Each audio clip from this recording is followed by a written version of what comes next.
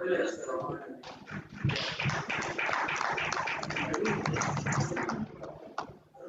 right, let's appreciate Pamo. What? Let's start from what's the mic?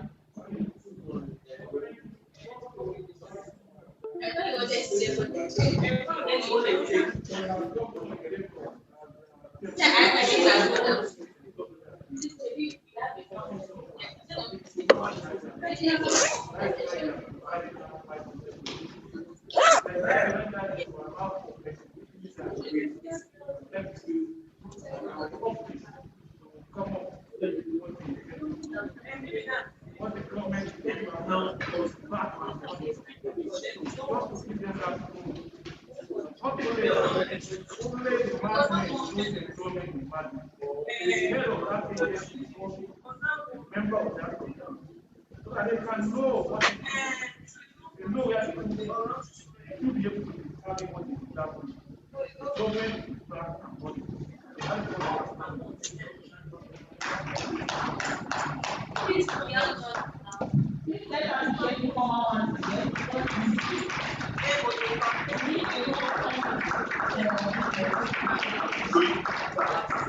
All right. So I don't know if it's a presentation, but we have made a slight switch. We go into the panel discussion right now, and after that we take the presentation. Now, a major this summit is for us to have a community. So along the line, we'll be setting up a small team that will start drafting the communique with the issues that have been raised, the challenges that have been identified, some recommendations on how to deal with these challenges, and also how to fill up the gaps identified. So we'll do that while the session is going on. But before then, let me welcome the anchor for this discussion. It's saying X-ray citizens-led efforts to promote transparency and accountability in Nigeria. I'd like to call on Mr. Bashiru Olashuko. Did I get it right?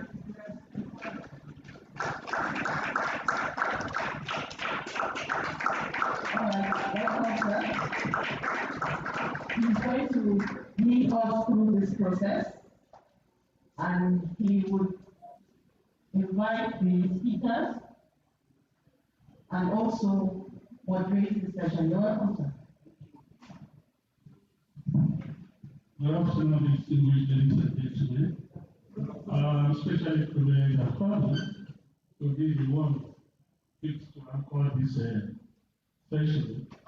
Let me start by thanking the organizers, HDI, and congratulating them for being able to go this far. When I say that, I'm not just being cheeky about it. I'm being honest. I was part of HDI when they started years ago, and I was in a privileged position to also support some of the organizations growing up in Lagos State then at the time.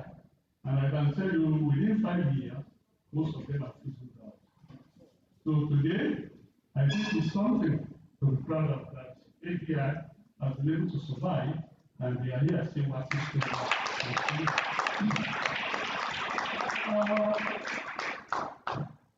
This session, we are supposed to have discussion around the issue of government and citizens' efforts in transparency and accountability, special focus on basic education. It's interesting that those powerful words, transparency and accountability, have come to be very popular in Nigeria now. For those of us who have some knowledge of where we are coming from, we appreciate Nigeria celebrating those two words, transparency and accountability. We were under the military for so many years, and for the military, they were doing things the way they wanted things done. That platform, that opportunity for asking questions or criticizing them or asking them to be accountable for whatever they were doing was unfortunately absent throughout the period the military was in control. And so, the new lease of life with us in 1999 has made us to be grateful for little message, and as a result, we celebrate transparency and accountability. Now, transparency and accountability, let's relate it to the issue of education today. I think from the discussions we started here yesterday, it has come up the issue of equal opportunity and equality of opportunities in education in Nigeria. It's a fundamental issue.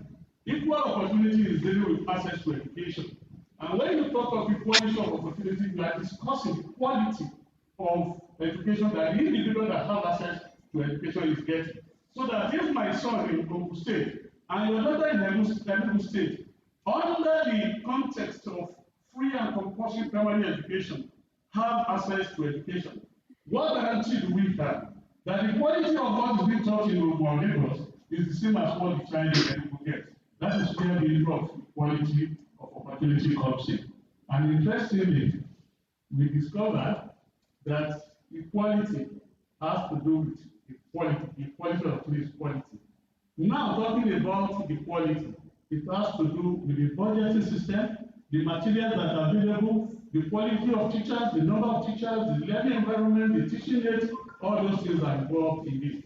And it is also heartwarming to note that HDI is doing some work along that line. I think the first one is about monitoring some of these processes.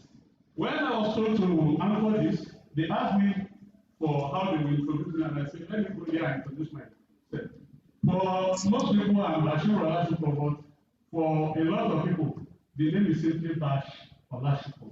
So if you Google it, you see some of my publications and the work I've done with people. And I tell people I'm just a Nigerian that has been working all over Nigeria in the past 22 years. For some of our friends in Super, you may not know it, 2005, 2006, I was in Super for the Compass project. I was the NPO training manager. So there is hardly anything new about Super that you are saying that I did not know because I was part of that. Enugu State, I think, is represented here.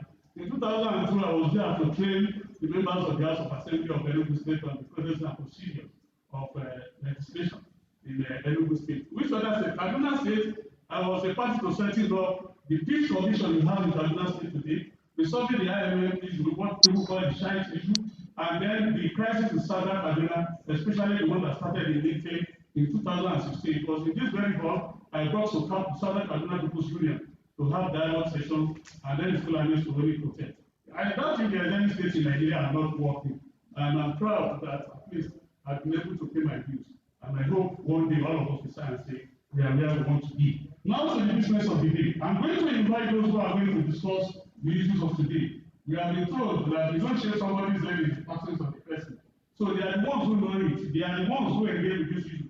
And they are the ones who know how best to give us the insight into some of these things.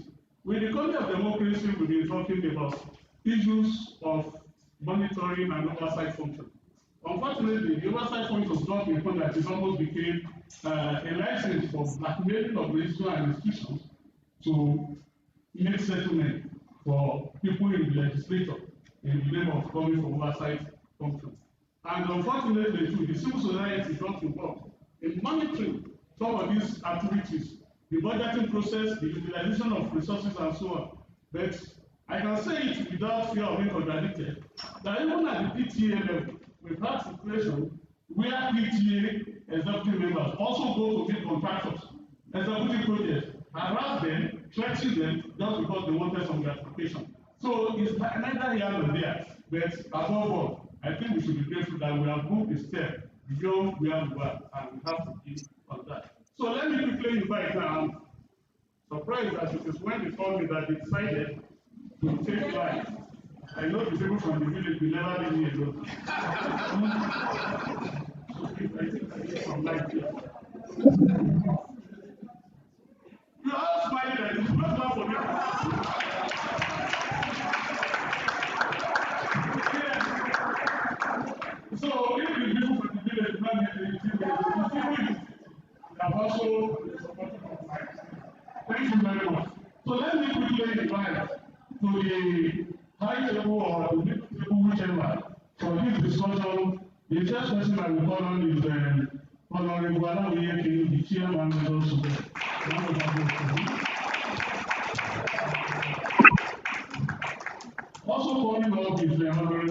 as well.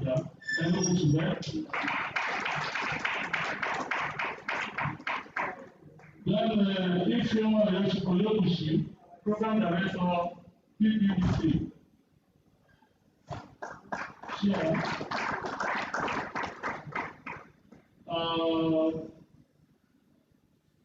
HDINIGERIA Abdullahi, Kaduna State today.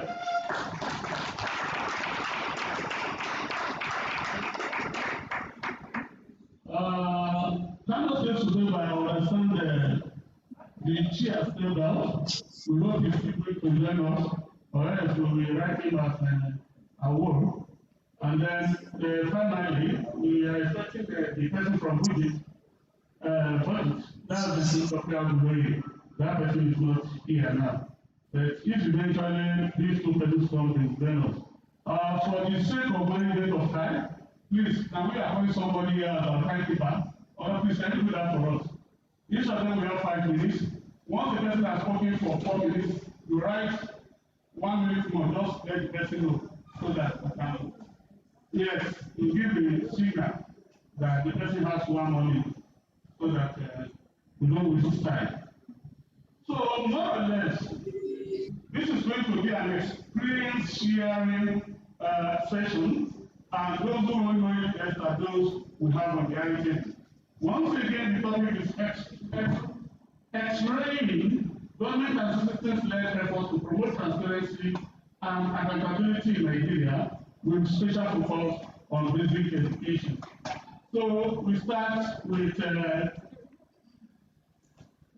I think we are starting with Enugu. Please, your insight or perspectives on this. Thank you, sir.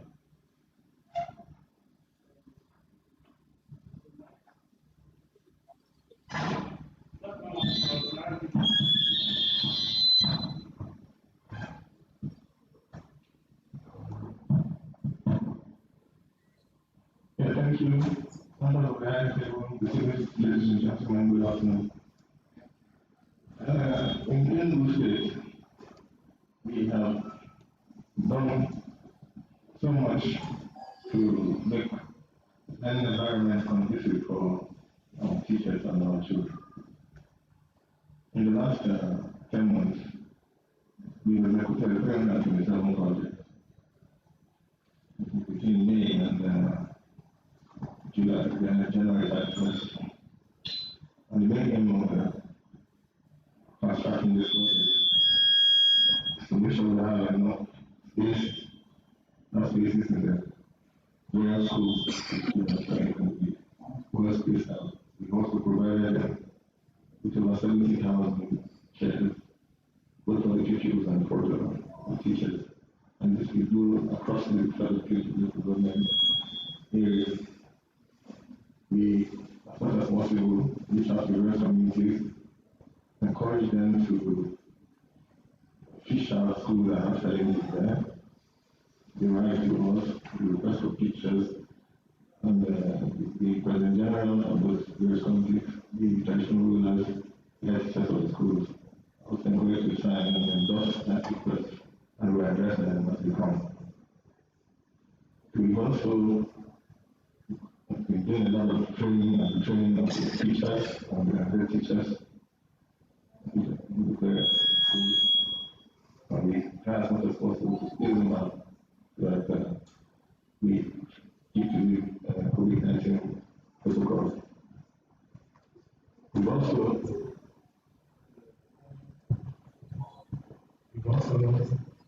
been distributing hand washing equipment, sanitizers and face masks as much as possible.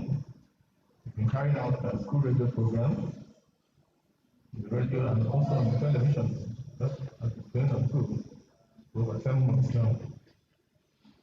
And then just a couple of weeks ago, we concluded an assignment of recruiting an additional 1,500 teachers into our system so that as much as possible, we'll be sure that we have enough teachers to take care of the children in the various schools.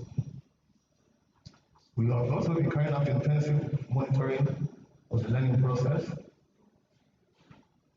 all around the community. And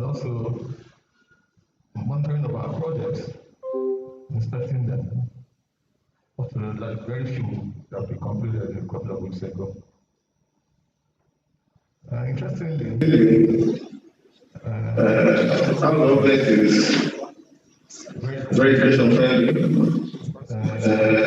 In my experience, the budget for 2021 is around 65 billion. 5% of that budget is 8.4 billion. And the math is just to improve education, further improve in our state. So we are taking our best, and we will also be willing to learn more, share ideas, so that we can further improve the system. Thank you.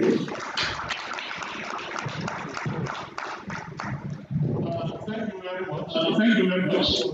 That was a good 3 minutes. That's a good one. We give it 2 minutes.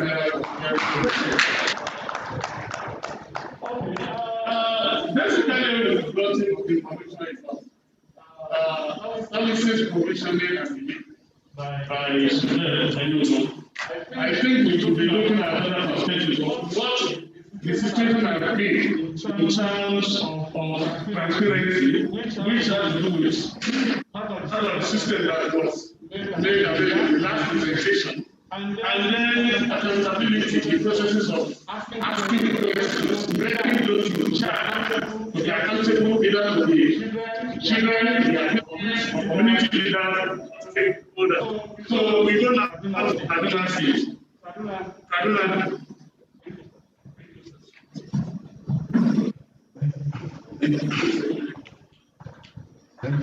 Thank you very much. Good afternoon, everybody. First, I sincerely apologize. I couldn't make it yesterday.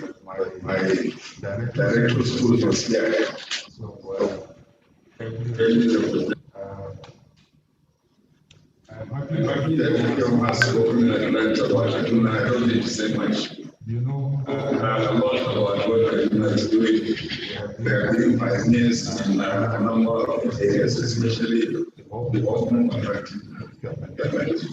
But let me take you back a few years ago when our government also started to do something about teachers. We all agree that teachers are very important in the schools. Without good teachers, we will not have photos that are learning.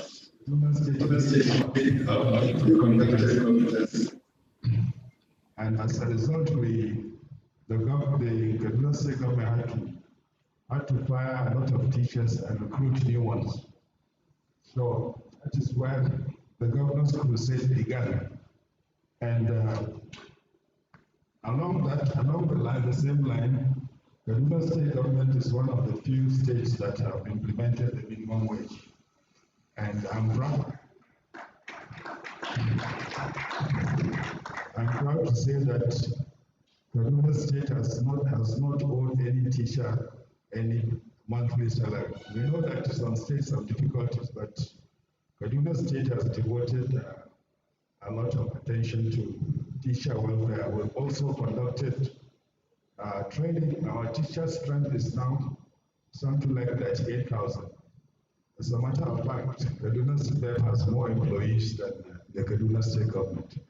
And we have been trying to clean up. Many of you know the kind of things that happened in schools, especially this last year that there was low activity. There are a lot of teachers who are just ghost workers. So we have taken steps now. The state has decided that we are going to do biometrics for not only the pupils, but also the teachers. In addition to the UPE SUBEB projects, the Kaduna State government were embarking on primary education development. We are going to award contracts of about 40 lots to furnish schools. This is in addition to what we're doing with the UPE.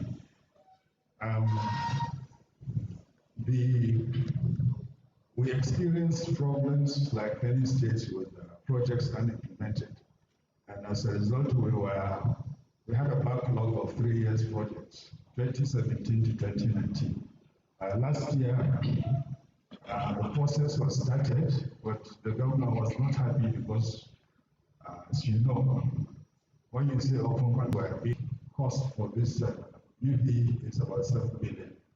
But we have realized that the amount we spend on teachers, our monthly wage bill is about 2.2 billion. So if you multiply that by 12, that's about 25 billion we spend on teachers, not to talk of training. This is just salary. Yes, sir. So the total project cost for 3 years project is about 7 billion. So if you compare to that, the investment we make in teachers, in addition to training, is huge. So this year we're going to pay special attention to the quality of teachers and to clean out the payroll. So I would like to say thank you for HDI, and in particular, thank you very much to Ifeoma for talking about the transparency issues. I don't need to talk about that. Thank you very much.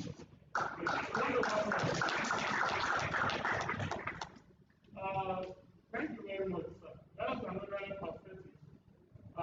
We still have to dig more because we know that apart from implementing some of these things, we also supervise the utilization of these resources. But then at a point, we must ask ourselves, who is going to police the police?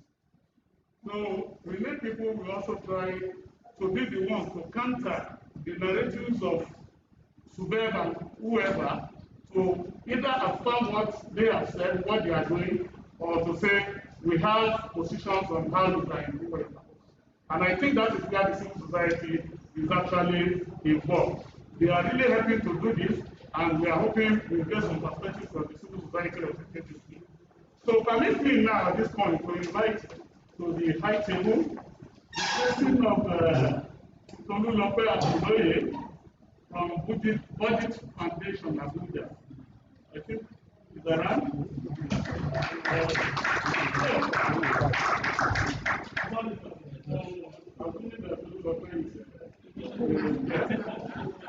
So the penalty you have to pay for families, we have reduced it. So the only one we cannot keep away from is that for families, we will give you your ATM card. Let me know one of the former without the civil society person to make give us some insight. Thank you so much. I'm very happy to be here with distinguished gentlemen. Okay, so for us as civil society, the work we've done so far in explaining citizens-led efforts to promote transparency and accountability in Nigeria.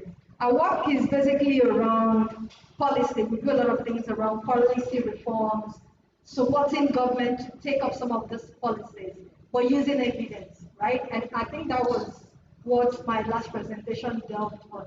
The processes, how we worked on access to information. So our work that led to open contracting was the research we did, seeing how far the Nigerian government, especially at the federal level, has been able to really exhaust the Freedom of Information Act, and how there are lots of data out there being requested by civil society, and they are there. So how do we move from reactive stance, requesting for this information, to really having the government put out this information through their website? Because even if you look at the federal law, FY law, it says that, I don't need to be a Nigerian.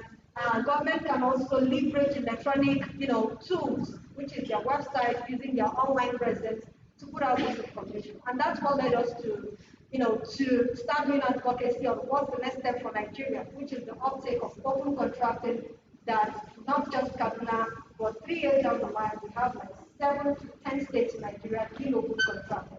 And one of the things we do is, now there are lots of data practically disclosed by all those governments. Who uses them? That's also where our work as civil society comes, because data can be messy, it can be very technical. And we have categories of citizens with different expertise to, translate data.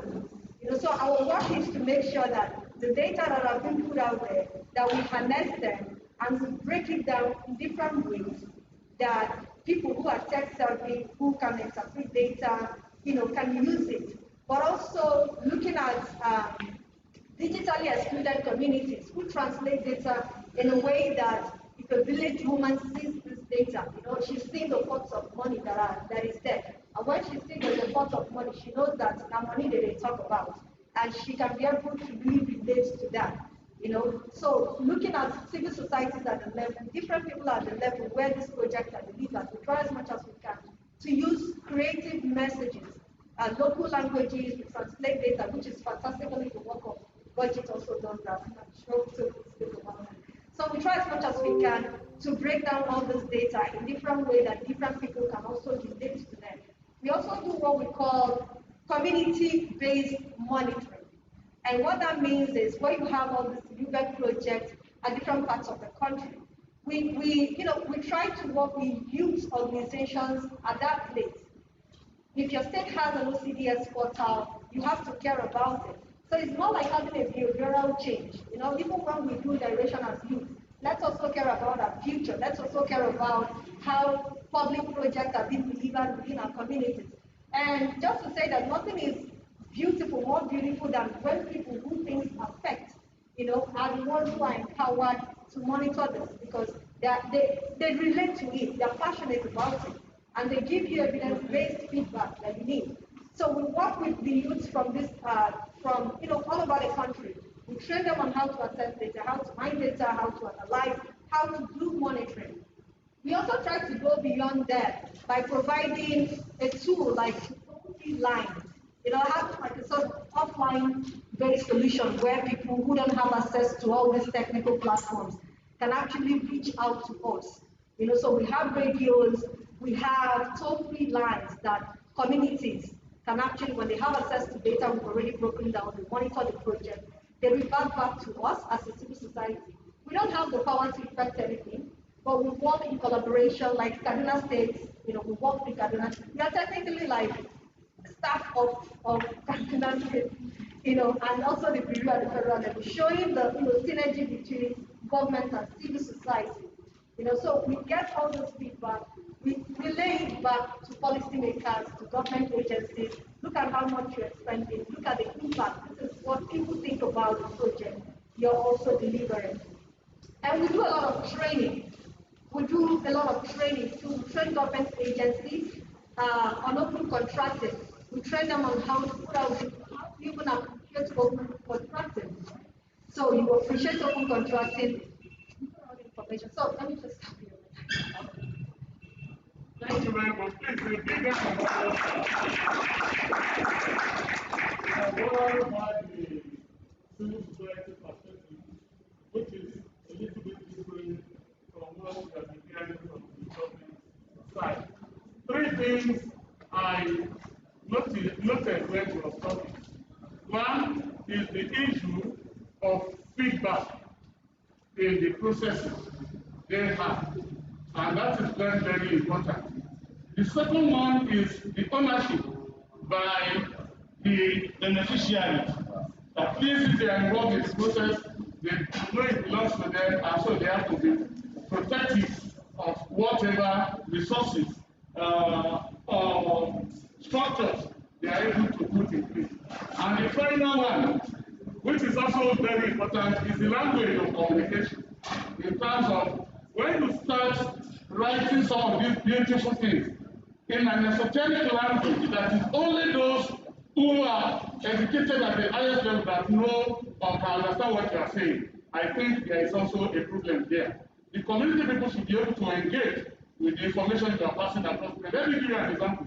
About 12 years ago, the national budget, it was somebody who pointed out that the state house, that is the villa, will expend 365 million naira. No, it's not the clinic, it's the state house that will spend 365 million naira on soft drinks and water.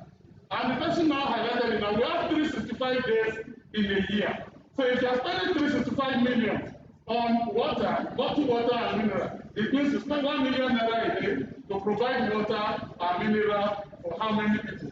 These are the type of things that the mass media practitioners, the journalists, should be the ones to find a way of highlighting. Even if it is in a satirical way, at least the message to get to the people. And so HDI Please, in future, we will want to see if you can engage the mass media and get one or two representatives of here to participate in this type of activity. Finally, we are moving to the government side again. The ubiquitous Lagos State that has got everything Eldorado, they've been clapping and clapping this since yesterday. So let's see if we can really listen to them and also join them in clapping for themselves. So Lagos State student chair. Yes.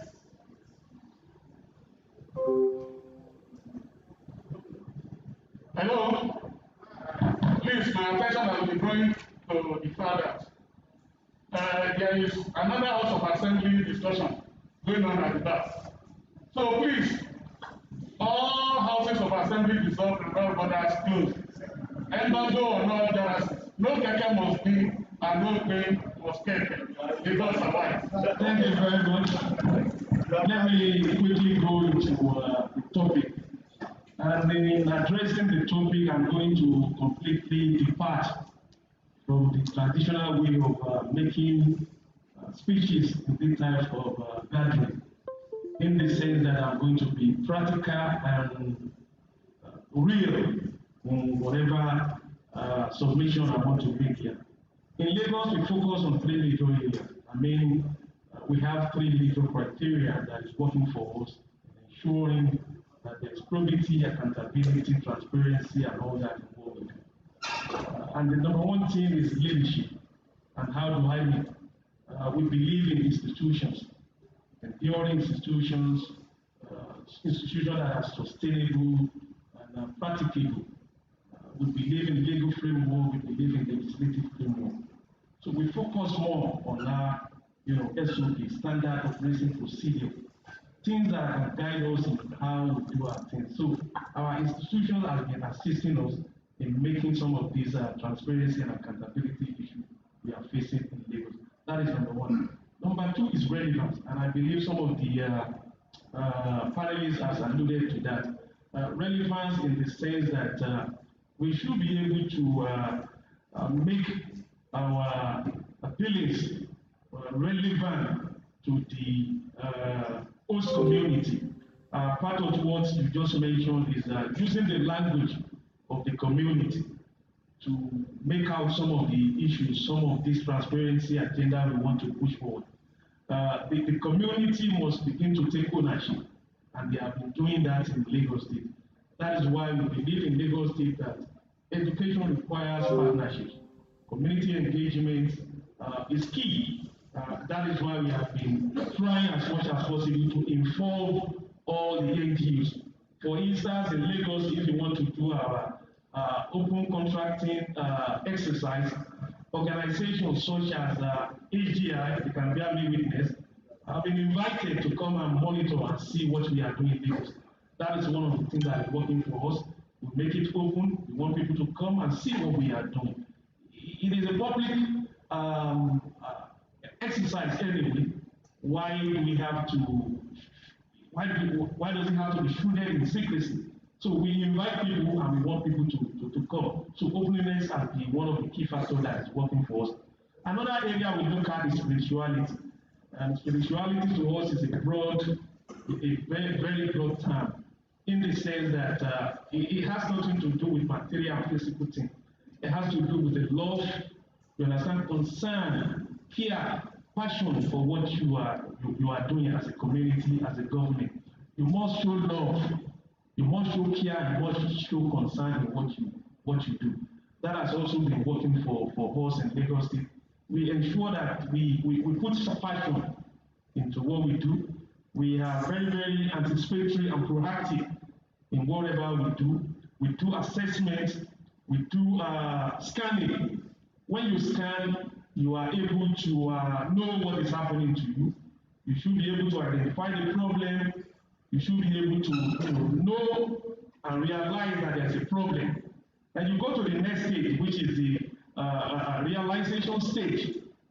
And from that stage, you move to another stage, which is the activation stage. From all these steps, you should be able to do what you want to do. Those are some of the things that have been working for us in Lagos State. Thank you very much.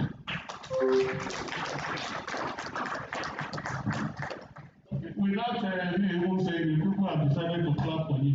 So please, can you clap for them again?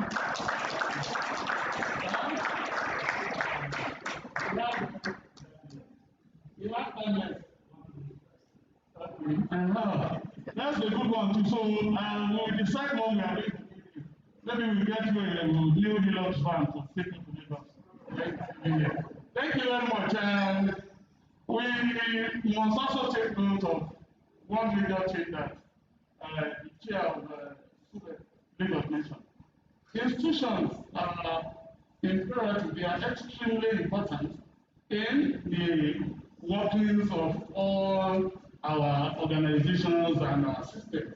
And so if the institutions are weak, definitely whatever output we get from them will be equally weak. And one thing he said has been working for them in Lagos is the capacity of the institution. And I think a big takeaway for everybody too is that you must also invest in building the capacity of your institutions so that they can be result oriented. So we now go to the last person there, the man from budget, and he said this Tolutope Agoloye. Thank you very much, sir, for coming late once again, and then for being the last person to address us. You have the floor. 5 minutes.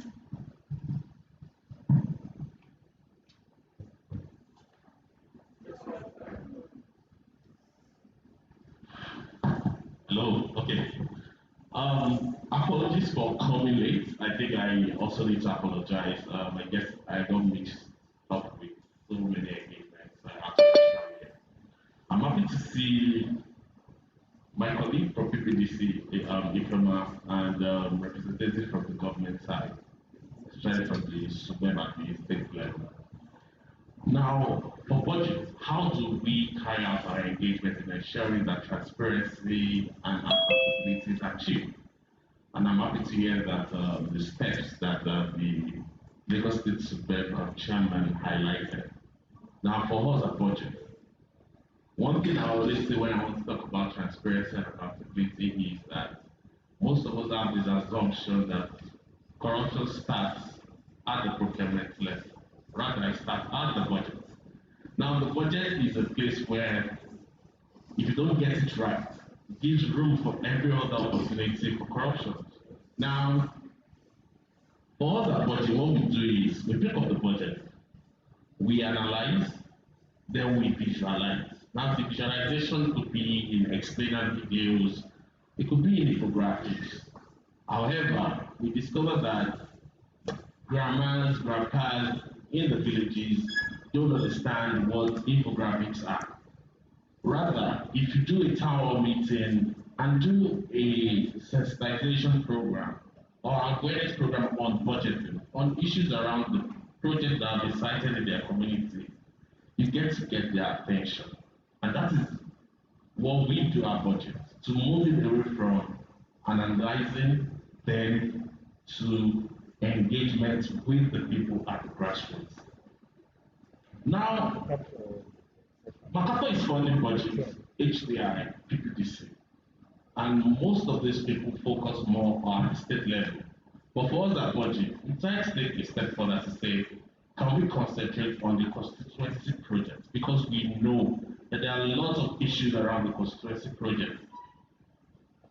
I was glad that the ICPC was able to point out one of the ways that the legislators or people siphon money, which is through youth acquisition programs, because a lot of lot of projects go into that, and corruption exists with that. Also, the education, which is the youth. Now, I want to talk about that.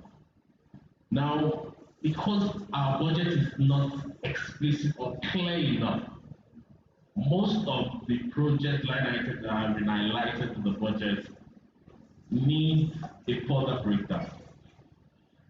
For example, if you pick up the 2020 education, that's federal government budget now. If you pick it up and you go to the UMEC portion, you will see lots of constituency projects laid out there. They will put construction of classrooms in a ABC constituency. Now that is so big. because the number of classrooms are not explained. The constituency is so big, it's hard for even CSOs like ours, PPDC, HDI, to be able to even track such projects because we don't have information around the location, we don't have an idea of the quantity of lots of classrooms that they will be constructed. So that gives room for further engagement. Notice also pushing up the budget is to ensure that the work plan of each super are out there in the public space. One thing we've noticed that until you make requests, that is when you will get that information. What about leading that transparency front line by publishing your work plan out there in the public space? So I don't need to write email before I can get access to your work plan, which gives room for me to be able to track some of these projects. And I'm glad that World Bank is funding states to be able to open their budget, which is the SIFTAS project. And we've seen huge number of states ensuring that their project is out there in the public space. Thank you if I see your time, because I came late, you can borrow me some time, right? So now, another thing for us is also partnership, because we see room for partnership, and that is why budget is partnering with Kaduna, budget is also partnering with Lagos State. We're working with Lagos State government in building a portal, an online portal where their public financial documents can be housed, so that anyone that goes or visits this particular site can get access to the information. We've tried that with Kaduna, which is the openkaduna.com.ng. If you go out there, you will see public finance document for Kaduna State, including audited reports, including the quarterly implementation report. So going forward, partnerships even with UBEC, partnerships with the Lagos Super, and I'm happy to know that the Lagos State Super is working with HDI and Tech Center in Lagos. And I'm glad to know that even for Kaduna, and I know PPT is working with the Kaduna Super in engaging. But we need to do more, take a step further in order to have access to all this work plan so that CSOs that are not even partnering can engage you by tracking on your behalf to be able to publish what they've tracked in that public space, which is online, and you can also give feedback on some of these projects that they've tracked. Thank you.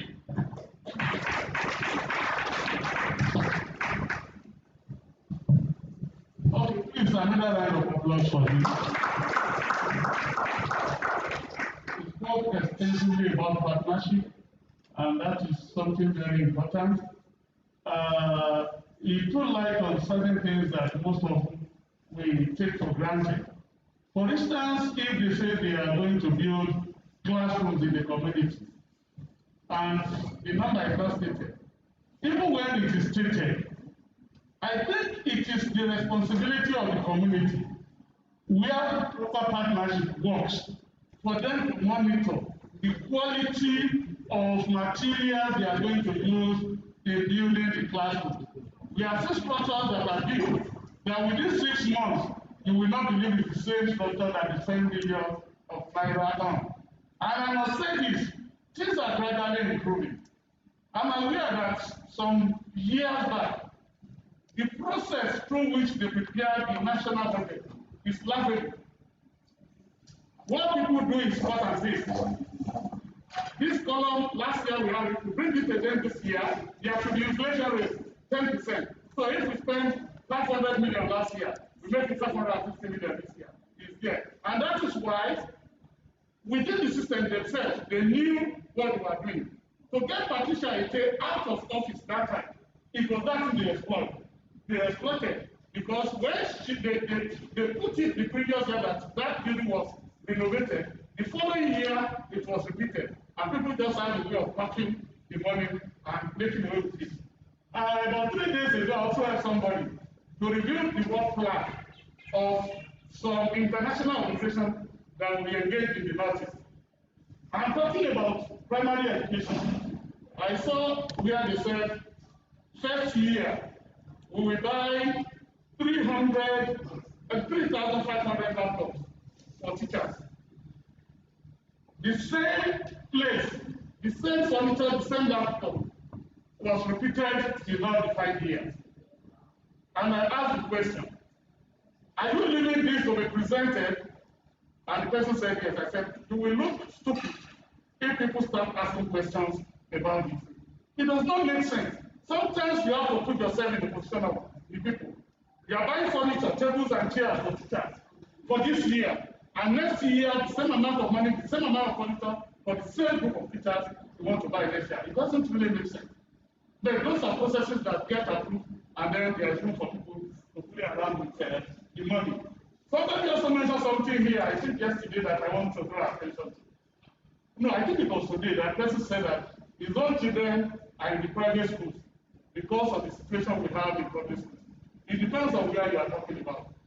Please, if you have time, go to my Maiduguri. Go and see what is happening there. And I will call on people from the south. Even those places that have been ravaged for 10 years now by Boko Haram, go and see what they are doing there. If you see the primary schools they are building in Maiduguri today, you will not take yourself to any private school in Central. I'm telling you, it's the reality. I go there almost at least up till August this year. If I'm not in Borno State, I'm in Yobe, if I'm not in Yobe. So, last year, sorry. August last year. So please, this is something that we also need to let people look at what is happening in that place. If you see those schools, if they tell you their private schools, you have it today. Yes, Shetima started the Zulu is building on it. Continuity. And I think that is what I've worked to some extent for Lagos State, that is being celebrated every year now. Because I know before actually became governor, he spent his own money to set up the committees on education. Some of my friends were part of those committees then. I was in Lagos then. So please, talk to our governors, talk to our leaders. Let all of them make the best use of the resources, the scarce resources available. It's time for question and answer, and I understand that we can also go online for those who are like to join us online. We are taking 5 questions, and this time around we are going to be extremely gender sensitive. We want at least 3 women out of the 5. We are going to take. Yes, I have to do, because I'm the lover of women. I'm women love me. Okay. Yes, sir. You want to speak? Okay, use your mic. Quickly.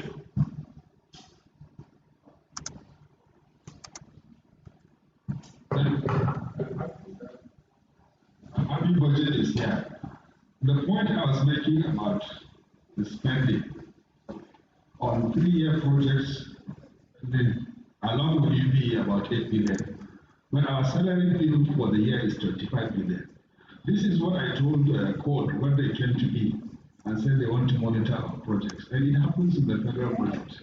I was privileged to be DG budget for a few months. So I know what budget is talking about. I want to charge the NGOs. Look at the recurrent expenditure. These projects that everybody wants contract, for 3 years, if I remember, is 7 billion. But our salary for 3 years is 60 billion. I want the NGOs to look at the recurrent. Not trying the wastage is killing this. So please, I talked to Code, for which they visited Kaduna and we are talking about monitoring our project. I told them, I said, look, we are living the major problem. The major problem is recurrent costs. Look at any budget in Nigeria, the current is higher than capital. Thank you. Okay, so quickly, you're starting 1. Who is number 2? 2, 3. Who else? Okay, the women have decided to see their slots. So anybody else? 4. Who else? Okay, just 4. Okay, here we go. Number 1.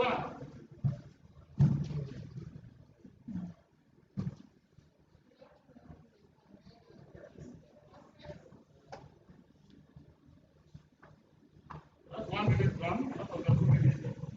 Yes, good afternoon, the convener of this conference, and all the delegates. I respect and recognize all of us. Honestly, I don't really have much to say than to celebrate Lagos State. I celebrate you, Lagos State. And again, I want to appreciate Kaduna State. From my heart, as an individual and as an advocate, you know, I have been very skeptical of Kaduna State, personally, until 2019. I had a job and I was able to look beneath my leg on what the governor was doing. Even when the governor was sick, honestly, I took it upon myself that it shall be well with him. Because in the educational sector, he is doing well. And I'm happy about it. But the aspect I'm looking at is their Nigeria. If he can do more on that side, that would be good. Thank you so much, Mr. Moderator. I'm withdrawing my love for you.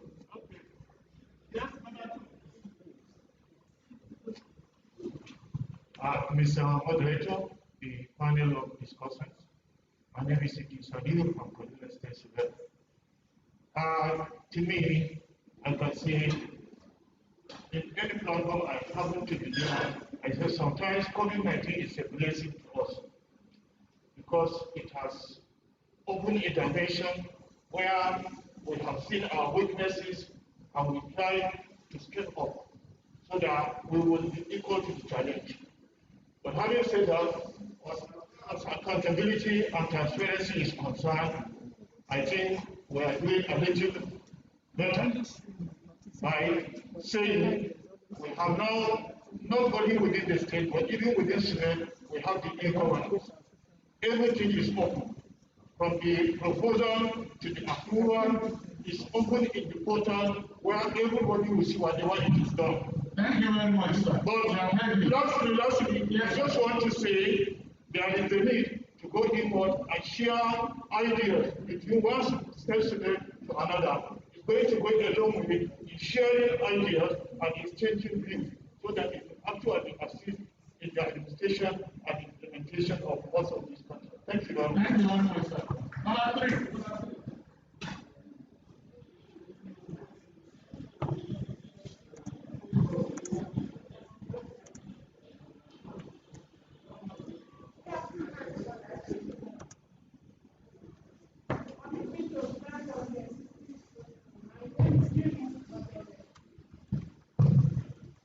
I want to ask this question. How do we checkmate other states? Because now we are celebrating just few states here, and we have 37 states, 36 states in the country. How do we checkmate other states that are not mentioned here in terms of projects? Because we say education is for all. Are we saying that the other states, education is not for all for them?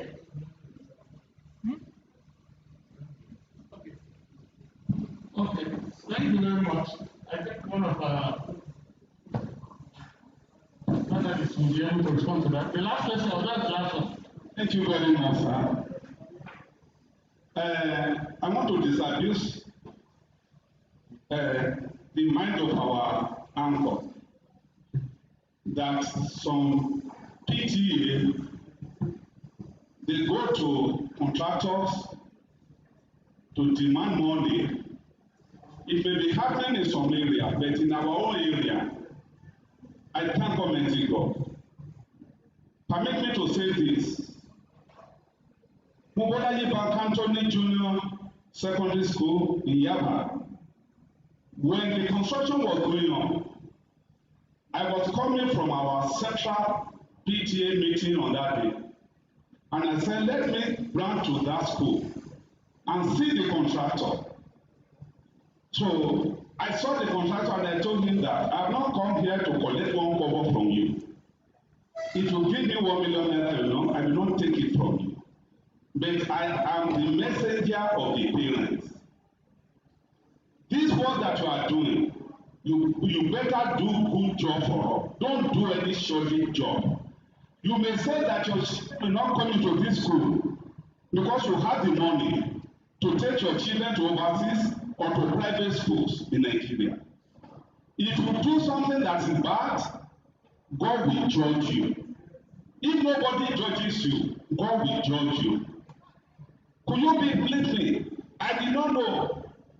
It was after 2 weeks. By that time, Fashola was the governor of Lagos State.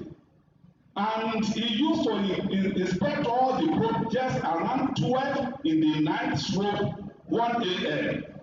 He came to that school. He saw the shoddy job that the contractor did, and he sacked that contractor. Thank you very much, sir, for that experience. So, what I'm trying to say, sir, yes, sir, is that, please, I thank Almighty God that about 3 super chairmen are here. About the UBEC intervention, please let them talk to our leaders, our governors. I know that they have politicized everything. We may not be in the payroll of anybody. We are doing this job because we love God and we love her.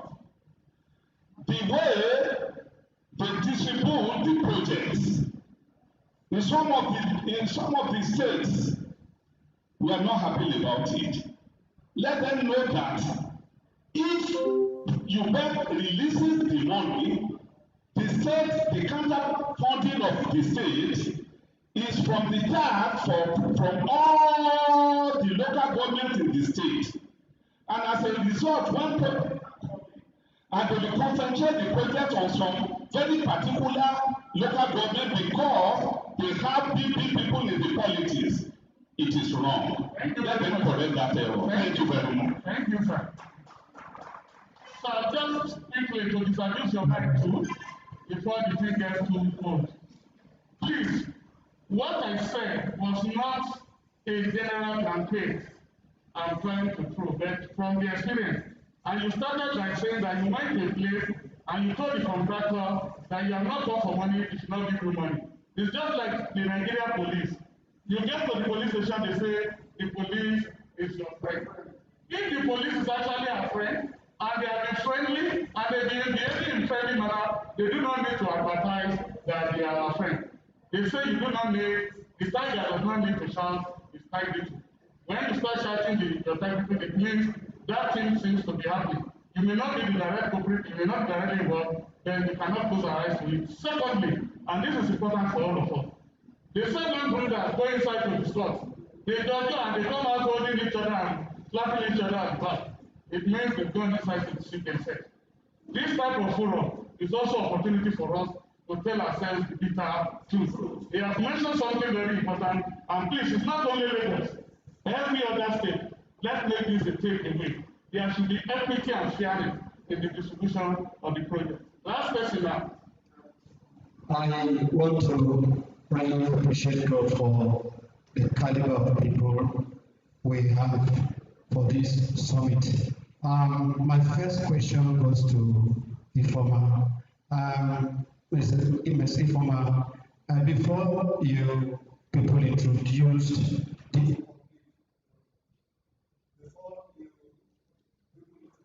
public procurement initiative with the state government you started with.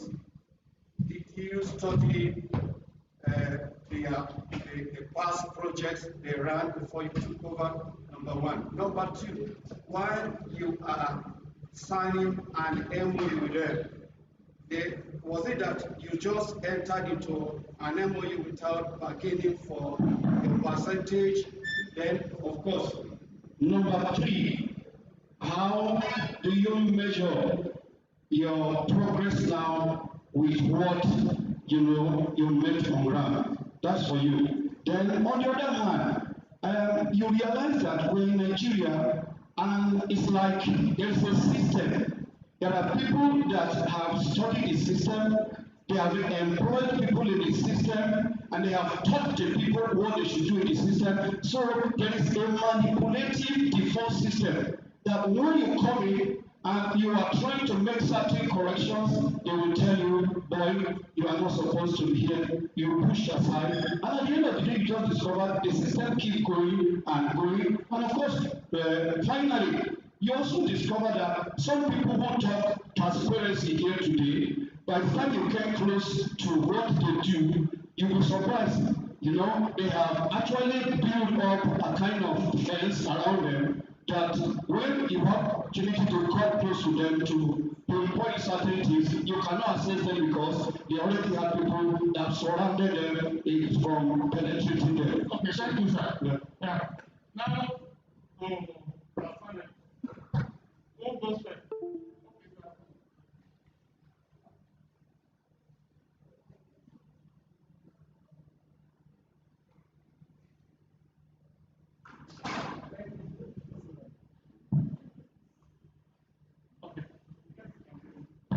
Thank you very much. In the area of project nomination and distribution, there are standard operating procedure. Before projects are nominated, you are supposed to do need assessment of the area. And if you want to talk about equity, equity is a very critical word that we need to be very careful because equity sometimes is based on need. So you cannot say because you want to cite, you want your project to be evenly distributed, and you begin to give project to local government or local government education authority area that does not need them. So there are standard operating procedure before projects are cited. Not only that, there are multiple agencies of the federal government that monitor some of these projects. We have NGOs, CBOs, and all that monitor all these projects. So there is no way for you, until I became the chairman of SUBEB, that I know that there are so many agencies monitoring some of these projects. There is no, before I became the chairman of SUBEB, I was monitoring SUBEB projects, and thank God my chairman is here. The first thing I did when I came to the office is to liaise with him and work with him. What are the do's and don'ts in this area? And he was able to put me through. And I thank you for that. I went to supervise a project, and I got there. They are missing the cement and all that. They already put the plan, and they are about to put what do you call it, concrete. And I realized at that point there is no what do you call it, rod inside that plan. And I asked the contractor, what is going on here? He said he's still expecting the road to come when they are already mixing the. That was before I became the chairman of SUBEB. So that has given me that experience that you need to go out, and in Lagos SUBEB we go out ourselves to monitor projects. Aside from the one all these NGOs, do for us, we also go out to monitor this project. And there are so many agencies of the federal government. As I'm speaking to you, we have about 3 agencies in Lagos waiting for me, trying to monitor one project or the other. So I wonder how people manage to get away with all these things. Thank you very much.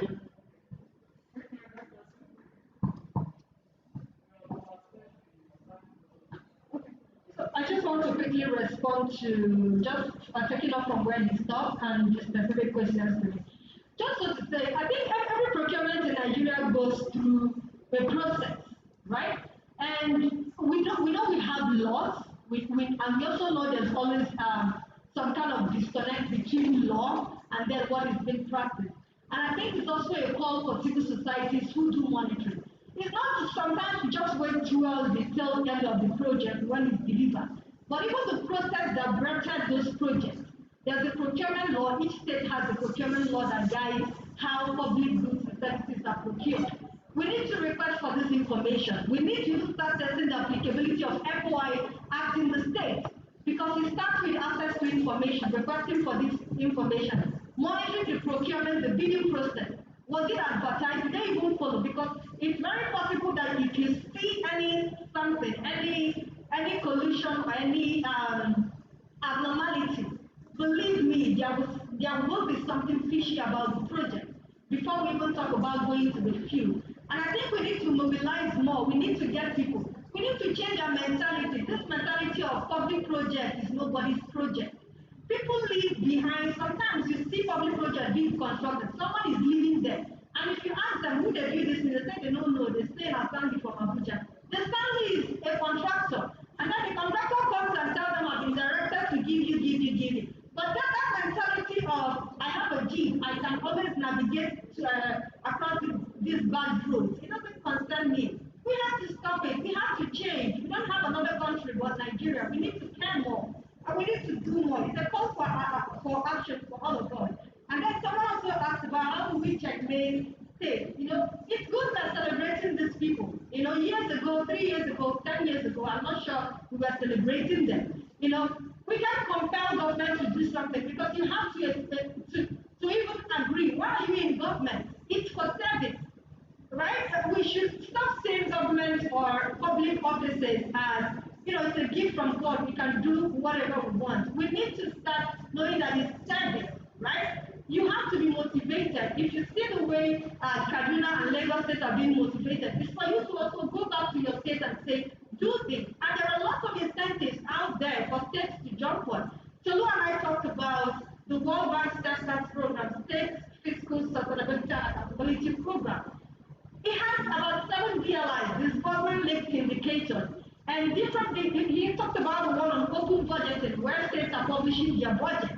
I also talked about the DLI. The open budget is DLI 2, I guess. Then the DLI 6. 6 has 1 and 2, which talks about open contracting. Each one has millions of dollars, 1.5 million and 1.2 million or thereabouts. And it's specifically for states to meet a particular criteria, to have a law, to have the model law, a procurement law that is in line with the ancestral model, right? The United Nations Commission on International Trade model, that law, to have it. And then you have your money attached to nothing. And then it's just for you to be transparent. So there are lots of pockets of money. There are lots of quick wins for states. You have to be celebrated. You have to push yourself so you can be celebrated. And then lastly, the specific question that was addressed to me, he talked about, do you study? Yes, before you take on any reform-driven initiative, you have to understand the context, the policies that are there. Why are they failing? What do you have to do? So for all the open contracting work we've done, there was a scoping assessment that was done. And the scoping assessment looked at how Nigeria's readiness to do a sophisticated open contracting is very tech-driven. Do we have the infrastructure? Have we even exhausted the freedom of information before you start asking people? Go because proactive disclosure is the highest form of transparency you could do. Have people even responded to FOI requests before you ask them to go on their own and put it? So there was a scoping assessment done before we could use the evidence to say Nigeria is ready. It's ready for this. Thank you very much. Thank you and thank you. Please, a round of applause for all of us. Thank you. Just before we go, the following people, Professor Steve Oyebode, Dr. Olayinka Akole, Mrs. Grace Akinfoyewa, Honorable Bayo Adefuye, Professor Larry Adebayo, Mrs. Ronke Ezeke, Mr. Sheikh Olorunfemi. Please kindly meet the HDI contact person, who is very tall already, but she's still raising up his hand at the back so that you can see him. Distinguished ladies and gentlemen, just a parting shot before we leave here. On the 6th of August 1945, the bombing of Hiroshima took place, the first atomic bomb that was ever used. And in less than 2 minutes, over 70,000 people were dead. And then on the 9th of August, 2 days later, the bombing of Nagasaki also took place. And that was the end of the Second World War. It was so devastating that the Emperor of Japan then came out and said, my people, America has bombed us back into the Stone Age. Then we are going to rise again through our education and our dedication. And that was when Japan went back, restructured the education, that at a point, until recently that the Chinese are taking over, there was something like Japanophobia going on in America.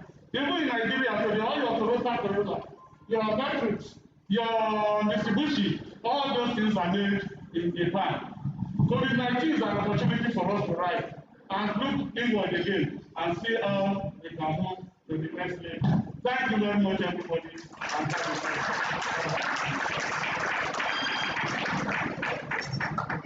much. Please come back over. We need to appreciate the alcohol and every member of the panel. Please, can we do that together?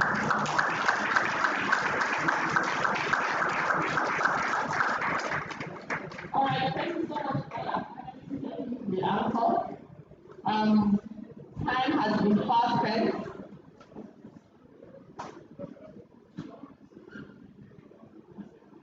Okay. Please, the names that were called, can they please step back? Professor Steve Oyebake, Dr. Olakinka Akande, Mrs. Grace Akintoye-Wa, Honorable Bayo Adekoye, Professor Lanre Adebayo, Mrs. Eseka, Mr. Shehu Olokufemi. Yes, please, the team is gathering back there. The HDI representative with the blue t-shirts behind there. All right, we now move to our next session.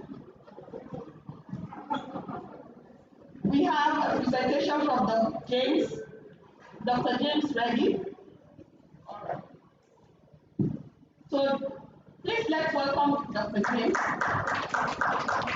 Dr. James is going to take us through mobilizing citizens and CSOs in education sector plan development and project monitoring.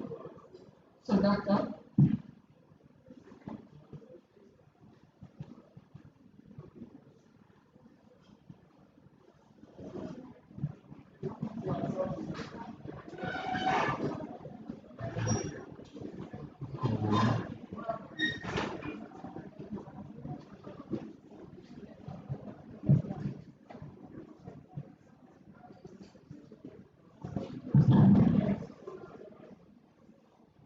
Good afternoon.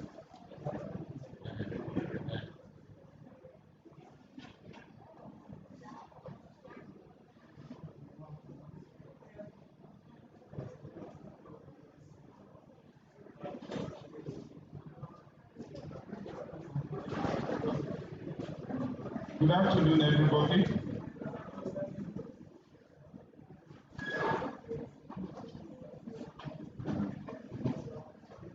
The title of the presentation is on mobilizing citizen and CSOs in education sector plan development and project monitoring. My job is very easy because most of the presenters have actually discussed some of the issues I want to raise. The issue of sector plan is very critical to national development in Nigeria. It happens to be something that is being done in the private sector, but in 2005. Hello. Please, I crave your indulgence. We've spent a day and a half doing good work. Please, let's push the last hours and also listen to our presenters. Like I said earlier, we spent time trying to put this thing up for all of us, for our benefit. It's always a learning process, please. Thank you. So the focus of this presentation will be giving a background on Nigeria, looking at the strategic planning process in Nigeria. I'm also going to talk about the challenges that we have when it comes to strategic plan implementation and why we need the citizen and CSOs to partner with government in terms of implementation of strategic plan and in monitoring of education projects. And we're also going to look at some other tools that have been used by civil society and some other projects like HDI Says, HDI Mercator, Tracker, Budget, and all the other ones that have been mentioned. Statistically, when we look at Nigeria, it's said to be the most populous country in Africa, and that Nigeria is ranked the fastest growing economy, which is very, very positive for Nigeria. But despite the position, the country is still spending less than 5% of its GDP on health. The economy of the country is growing annually at an average rate of 7%, and 46% of the nation is still in poverty. So that's a very, very big challenge that will necessitate the country coming up with a lot of developmental plans that will make the country to be able to meet up with a lot of vision that it has set for itself. Some of which were mentioned, the Vision 2020, the Agenda 2020, the Continental Education Strategy for Africa, which is CESA 2016 to 2025. So we are key into some of these things, and we've been talking about some of the challenges that has to do with funding of education. So when you look at this slide, you see how we have migrated from the Millennium Development Goal to SDG. We have the Millennium Development Goal from 2000 to 2015, and on a very sad note, Nigeria and Pakistan are the only two countries that are not able to meet the Millennium Development Goal. Now we have another opportunity of having the SDG from 2015 to 2030. Unfortunately for us too, we have spent 5 years, but we are still struggling. So, but all of us will need to put everything in place so that we'll be able to achieve the target by year 2030. The focus of this presentation is about empowering the civil society, and this aligns with what we have in SDG Goal 16. And what SDG Goal 16 is stressing is promote just, peaceful, and inclusive societies. And the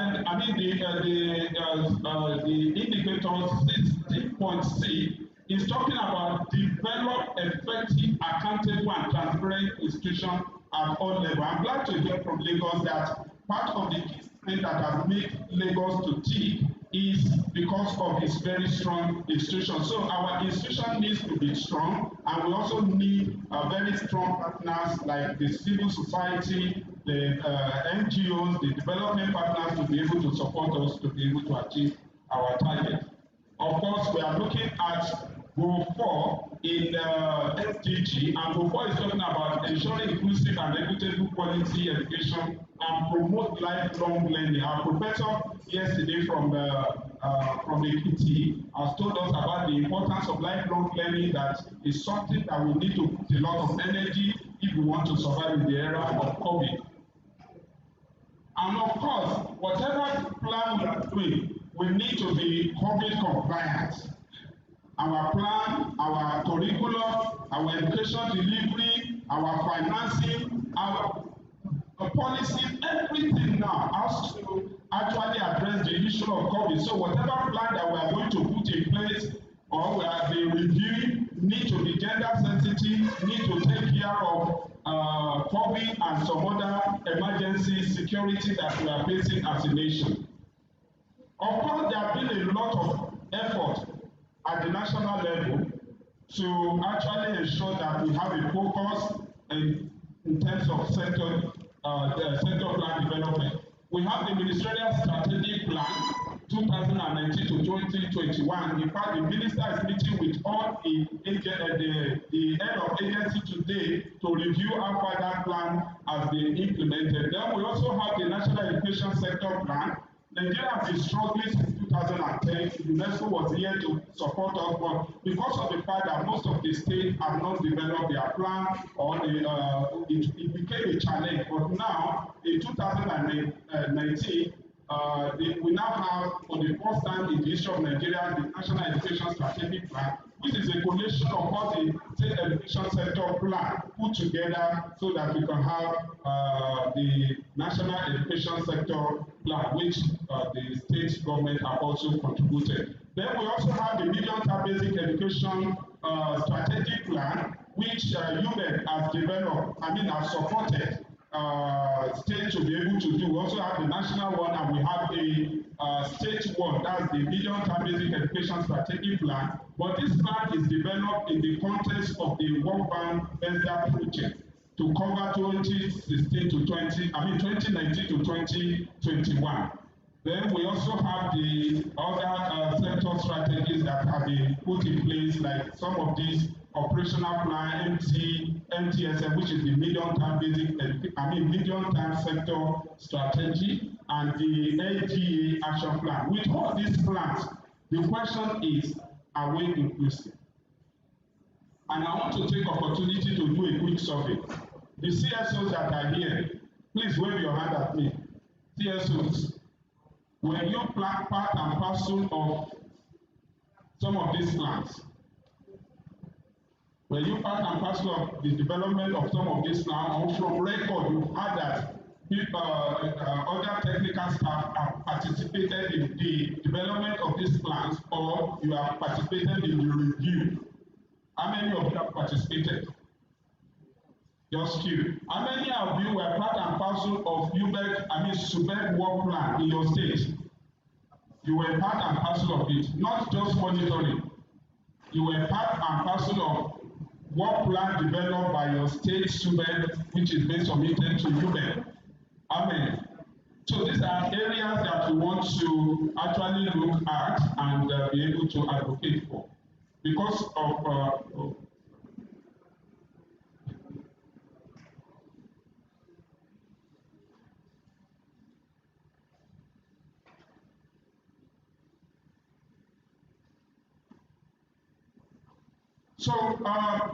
I just want to quickly talk about the strategic planning model. I want to see where you have been involved as a civil society person.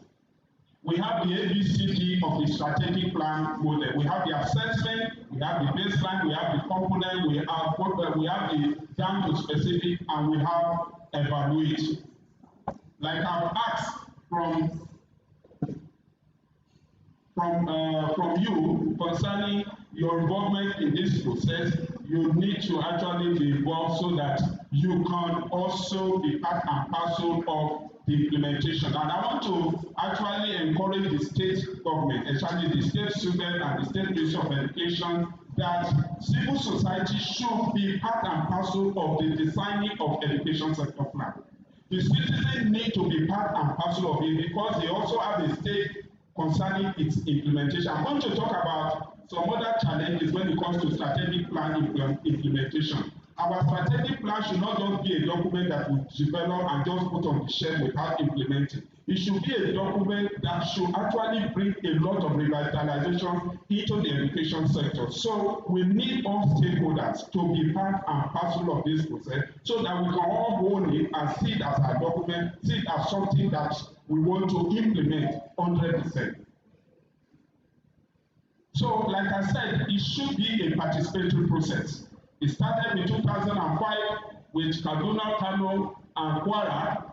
Later, Jigawa, Bauchi, and Niger joined in 2008 before other states also joined. I think Lagos joined around 2006 with the World Bank support. So it should be a participatory process. It's not just something that you just bring in experts and the planning people developing alone. The market women should be there, the civil society should be there, the NUT should be there, the traditional rulers should be there, the civil society should be there, the House of Assembly should be there. All these critical elements should be part and parcel of the designing. They should be part of the diagnosis. They should be able to tell you their perspective concerning implementation of, concerning the challenges, the education sector analysis that will inform the sector plan.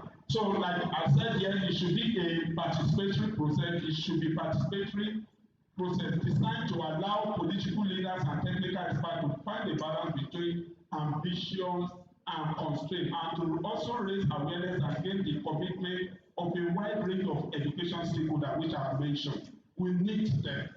I will talk later about the contribution of the community, the contribution of the CSO. Apart from the fact that they are your partners, they can mobilize a lot of resources to help the state to be able to survive. In this era of COVID, we need a lot of partners, and the communities and the citizens and the CSOs, they are key actors that should be encouraged to be part and parcel of whatever we are doing. Issues on sector plan. These are some of the comments coming from evaluation of sector plan implementation in Nigeria from the Global Partnership for Education, which is another forum by the World Bank to revitalize the education sector.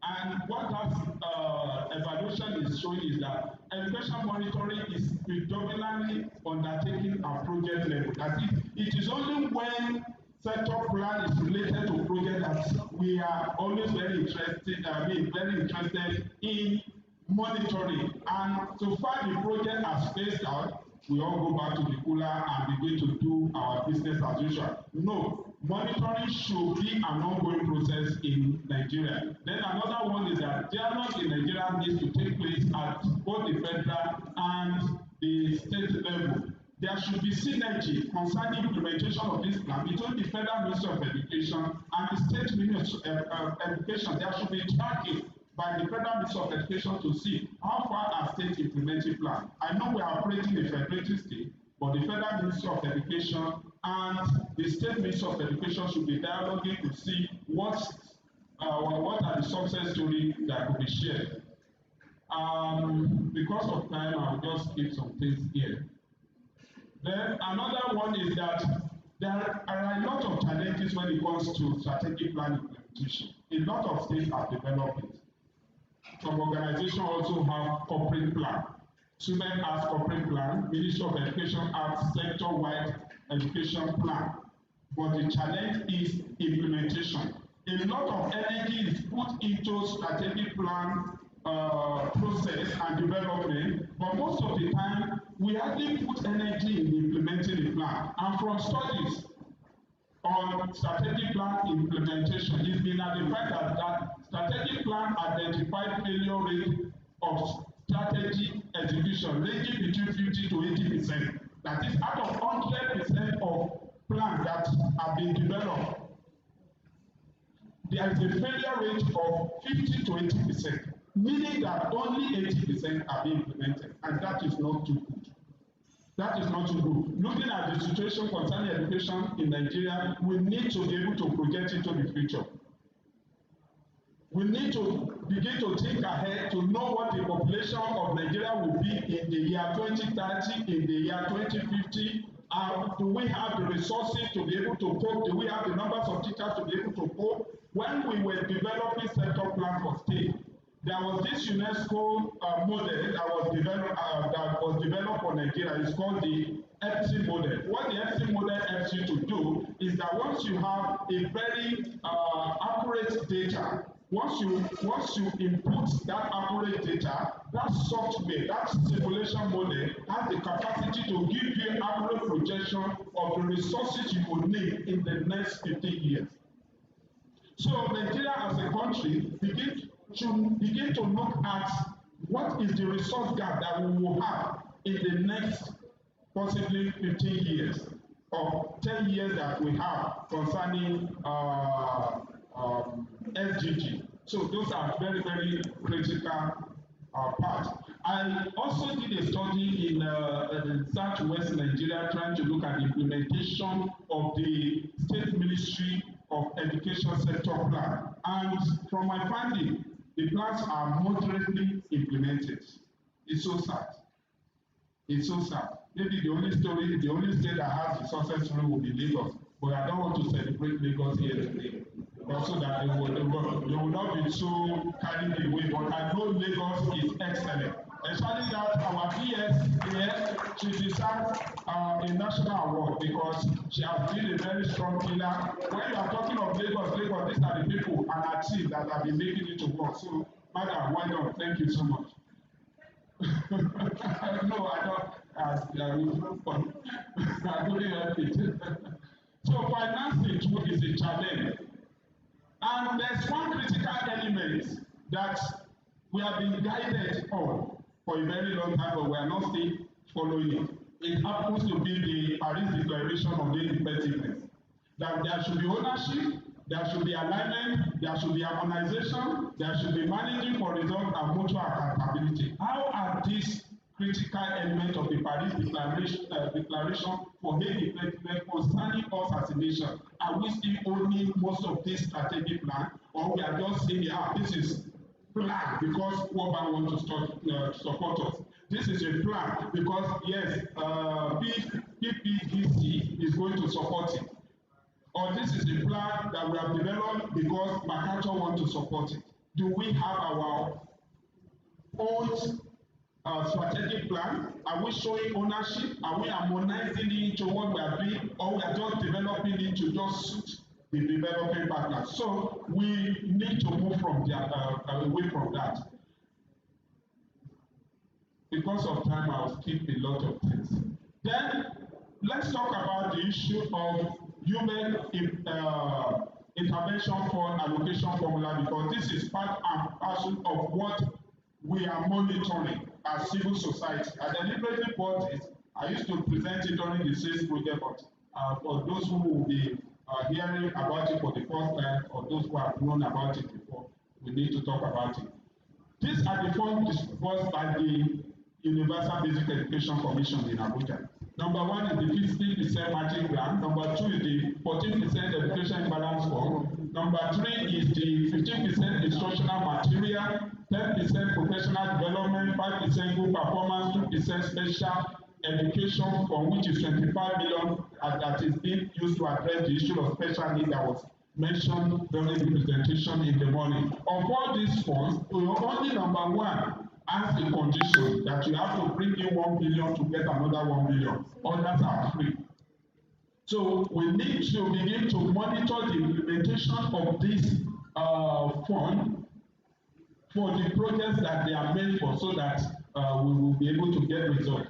And of course, we want to talk about the role of the civil society, PTA, and the journalists. I really want to appreciate the effort of HDINIGERIA project and MacArthur for supporting civil society, and of course those other projects that have been completed as SAVI, like HSP. They've always been putting a lot of effort to empower the civil society, empower SBNC to be able to do a lot of projects like this. So I really want to appreciate them. So, but what the civil society will do is to fostering advocacy. They will foster advocacy, mediate on policy development, identify crucial development priorities. So government need to realize you have a very critical friend in the CSOs and the citizens. They are not your enemy. They are part and parcel of development process. So we should give them the enabling environment to operate. And sometimes they criticize a practical or problematic policy for SDG. Sometimes they put a little thing, let me put the word not in quote now. Sometimes the approach you may not like it, but at least they are drawing attention to certain things that we need to talk about. The civil society support for effective participation, strengthening them is very important, and giving them the enabling environment, and they are also supporting innovative ways to ensure that all children have access to quality education. What brought the issue of civil society, and in order to mobilize them effectively, there is something that DFID has assisted us, especially for those SB states. I know Lagos, Kwara, Jigawa, Enugu, Kaduna, and Kano State have CGP. And CGP is civil society government partnership, a kind of MOU between government to say, don't be afraid of us, this is what we want to offer, this is what we want to put on the table. And so there was that CGP, and the CGP, SACEPA has given a kind of mandate to be able to participate and contribute to education sector plan. That when the state is developing its medium-term sector strategy, they want to be there to give a voice. And so that when there is a challenge when it comes to implementation, or maybe there is a delayed budget release, whatever the commissioner or maybe other people are not able to do, they could go and confront the speaker or the education committee. They could do a lot of advocacy on your behalf. They could have one-on-one meeting with the excellency to say, yes, there is a challenge with the education budget release and all the rest. So they have a lot of things to do. And of course, the education sector plan and annual education sector review, which the likes of our mommy here, Mrs. Adelaja, I've been an advocate for a very long time. I know every year Lagos used to have its annual education sector performance report, and I challenged Lagos last year when I met them around September to ask them, what about your last annual education sector performance report? So it's something that we should begin to get the community and the citizen involved in reporting. We should not be having a lot of challenges when it comes to people reporting us, like the controversial Transparency International ranking for Nigeria is being disputed. It should not really be. If government has done enough to actually showcase its achievements, showcase its challenges, we will have known that yes, government has this challenge or this is what government is doing. So we want a situation where the civil society, the community, the citizen will be carried along, so that even when somebody is ranking us wrongly, we will say, no, we trust our government has done it. But for a very long time, it's the presidency that has been reacting to it. All of us in Nigeria will say, hey, what is wrong with the ranking? We know it is true. So we should actually provide that platform where the citizens, the community and the civil society will be carried along whatever government is doing, so that we will be able to say, yes, we did the monitoring together, we designed this program together, we implemented the programs together, so that we'll be able to say this is our own. So government should shy away from the responsibility of trying to necessarily guard some of the service delivery process and be honest and be open to say, citizens, be part and parcel of this program, so that you'll be able to give me an honest assessment. What are the 5 building blocks for strong civil society partnership? Number 1 is accepting and sharing relevant and accurate information, like I said the other time. Government needs to be open. We've been talking about open government partnership, open government initiative. Osiwa is there. Our lady talk about Budeshi. Budeshi means open it. Let's see it. There's no way, it's not good for government if government is trying to conceal a lot of information. With the FYP, government should be able to come out clearly and tell people what it is doing, so that when the wrong perception is being given, we won't be able to support government. Skills of CSO and government partners developed through effective capacity building, like we talked about, a lot of capacity being built by HDI, SAIS, SABI, and all the rest, is going to actually make us to be very strong. And you will see the advocacy of our Baba there, you know that yes, these are really activists, advocates, who really want the best for the education sector. We need a lot of them like that. Strong collaboration between governments, strong collaboration with government to influence policy planning and resource allocation, and produce collaboration with the business sector for partnership. I think they can also facilitate private sector partnership. Leave them, they can go around to do a lot of resource mobilization for the education sector. They have a lot of links with projects, they have a lot of links with funding all over the places, and they can support government. So government needs to relax and give them the enabling environment. I also talk about CATI. CATI has been there since 2008. It was developed by us at the federal level, but I don't know the state of CATI today. It was an initiative by Federal Ministry of Education and Civil Society. But what this is also talking about is empowering communities to track government spending and all the rest. Then, of course, the SAIS project, the SAIS people are here, will be supported, and so glad looking at some of the videos showcasing what they've been able to do, going to the field, challenging contractors, ensuring that government, the service delivery process is in line with what we are planned for. Then there should be new space for community voice and accountability. Civil society have SBNC to understand the concept of evidence-based advocacy, taking pictures and all the rest. I want to give a case study of Kwara, where I sat some times ago. We have this CGP WhatsApp, where the governor, the chairman, the honorable commissioner is also part of that WhatsApp. And what they do is advocate a lot of issues. And if project is going on and that project has issues, they will take pictures and send it directly to the honorable commissioner, so that he can respond in case the contractors are giving them problems. So that was a very, very strong thing that everybody, the CGP WhatsApp is still operating to today in Kwara. So it's something that we should begin to encourage. And of course, women are contributing financial resources. They are doing a lot. I remember when assessment of contribution was done by DFID in 2016. Lagos SBMC contributed 600 million, followed by 450 million. And even DFID was shocked to say, are you sure this is really coming from the communities? Between 2010 to 2016. Actually, they came later to validate and reported that what we gave them was that we even underreported the achievement of the SBMC. So what I'm saying is that if you provide that opportunity for community to have an input into what you are doing, they are going to actually return with a lot of funding for the education sector. So the SES project is there, I talk about them, enough is enough project. So all these are very important things. Then we have also the tracker project that is trying to actually engage citizens and giving them opportunity to be able to track projects.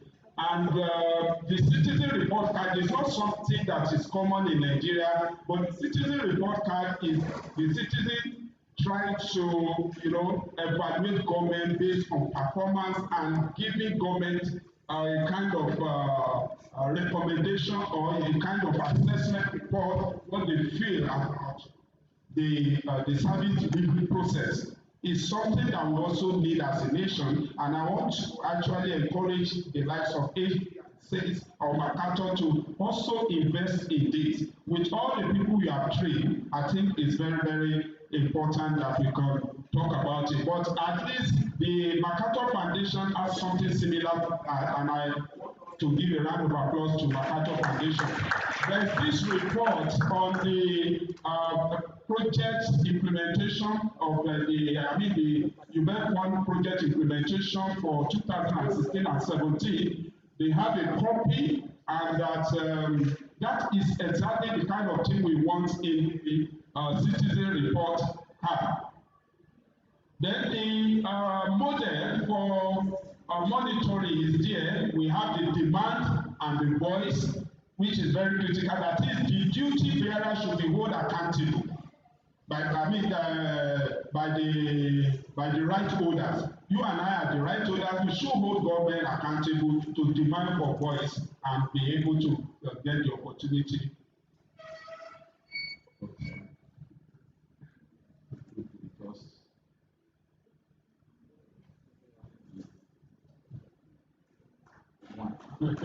Just give me one more minute, I will just round up now. It's a very long I thought I would.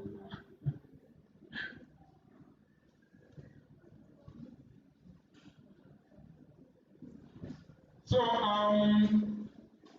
we talk about some of the challenges. What I'm not going to end up with is that government should give an enabling environment to civil society, to community members, to SBMC. They are there for us. They are going to mobilize resources. Like the issue of out of school that we are facing, community on their own can help us reduce it. In Kayama, where we are in Kwara State, where there are majorly Fulani settlements, we were not encouraging their children to come to school, but through SBMC, through a lot of advocacy, we were able to mobilize more than 3,000 children to come back to school, and the Fulani were massively investing in SBMC. There was a time that one Fulani man actually bought uniform and signed up for all the children in the school. So we need a lot of things from this civil society. And I also want to give you an instance where we have 88 boreholes. And when we were living at DFID, I called the community people and said, no, you see, the 500,000 we are using to maintain this facility will not be available any longer as we are living. take ownership of this facility, begin to see how you maintain them, and with their support and collaboration, they are maintaining this up to this moment. So that is what we actually need. So government should not be scared of these people because they are partners in progress. Thank you very much.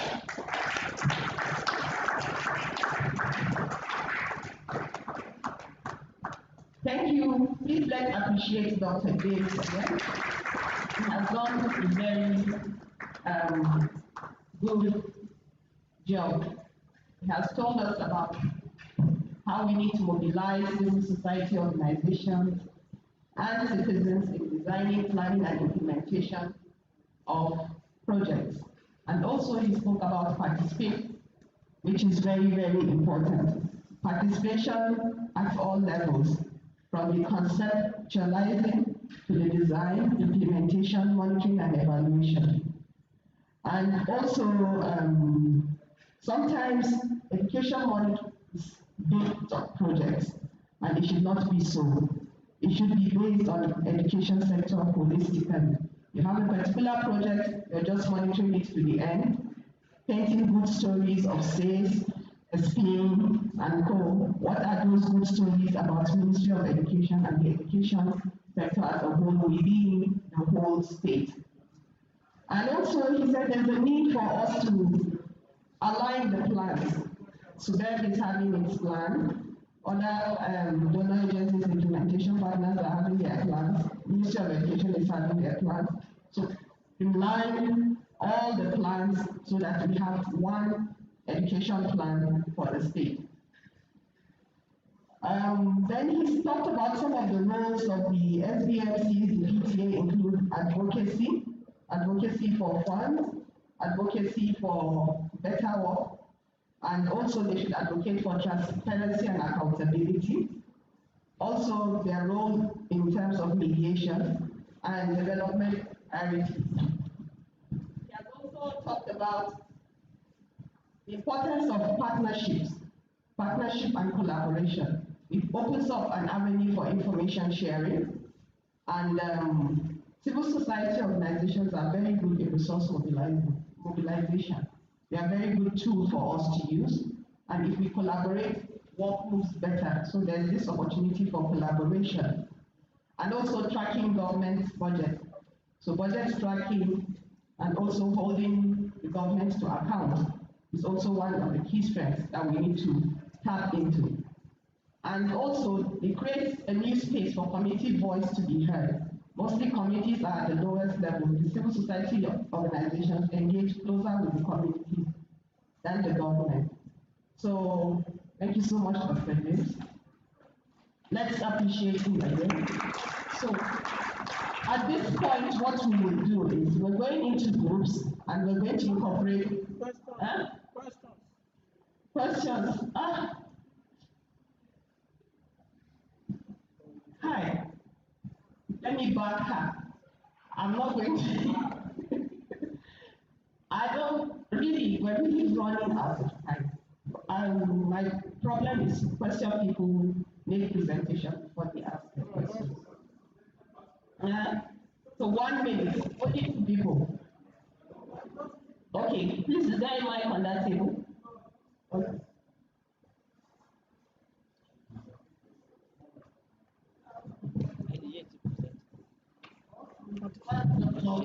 For that group presentation. But there's one thing I need to make us clear about.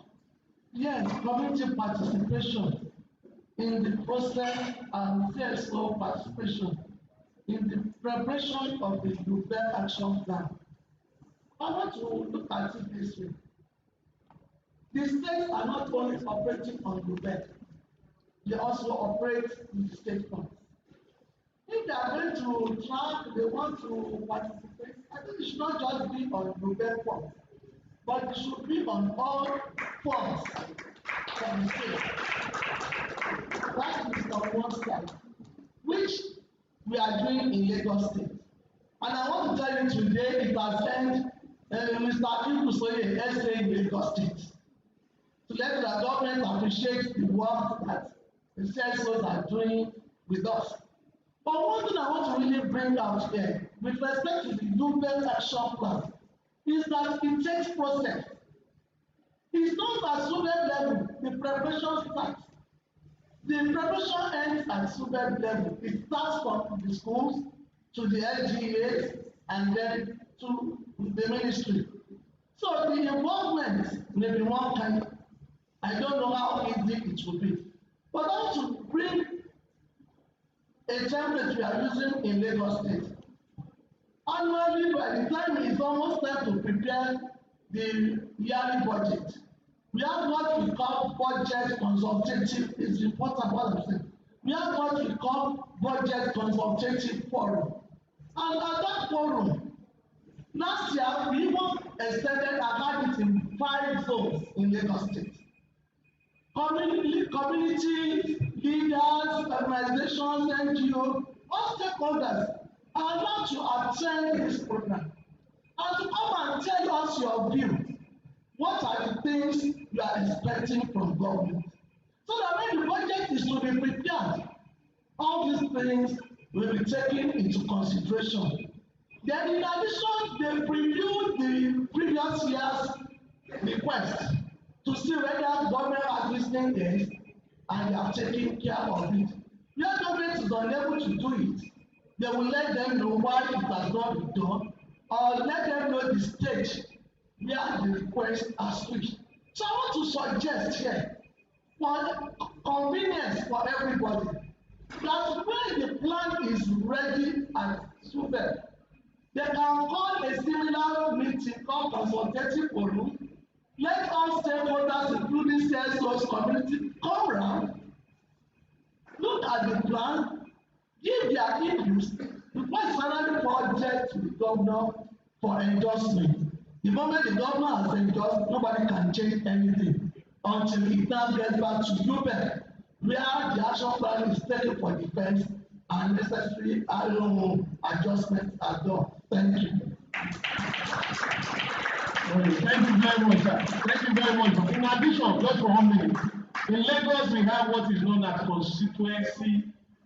constituency consultation forum 2, where the House of Assembly members, the 40 of them, will go to their constituency and listen to them on budget. Everything they gather together form the basis of our budget also. Just to let you know that all the people in Lagos participated in making our budget a reality. Thank you. Thank you. Next time I go to workshop, I will sit on the hard table so that when I have questions, I must ask you. Good afternoon, everyone. My name is Tayo. I work with HDINIGERIA. My question is to Lagos State Ministry of Education and SUBEB, because now we are talking about education sector plans, and Lagos State government recently have digitalized teaching and learning process, which is called EcoExcel. But my question is, one, do they engage teachers and other education stakeholders in the development of the content of that app? Because one of the schools we attended, we found out that the teachers are having difficulties with the content, because they said they have the instruction from the trainers that they must not teach outside the content of the tab. And if you are an educationist, you will understand that every school, every classroom has its own peculiarities. And because you want to go technology does not mean you turn teachers to robots. So the technology is to guide them, is to make teaching and learning better, not to turn them to robots and the system becomes one-way traffic. Secondly, is some subjects are out of the tab, like Yoruba language, PhD. I think the government, I don't know who they contracted it or where they copied it from. They need to review the system. It's a laudable initiative, but I think it's due for review. Thank you.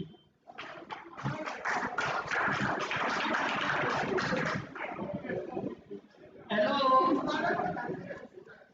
Hello? You know, when it gets to 3 o'clock like this, This my left ear, it doesn't hear. It doesn't hear very well. The right ear that is functioning. Is there something being said on this side? Okay. Thank you for the contribution concerning the constituency. Concerning what our friend from India said, it is very important that when doing intervention, the teachers would need to be carried along. There may be a challenge when the facilitators were training them to say, okay, maybe just focus on this area that we have trained you on.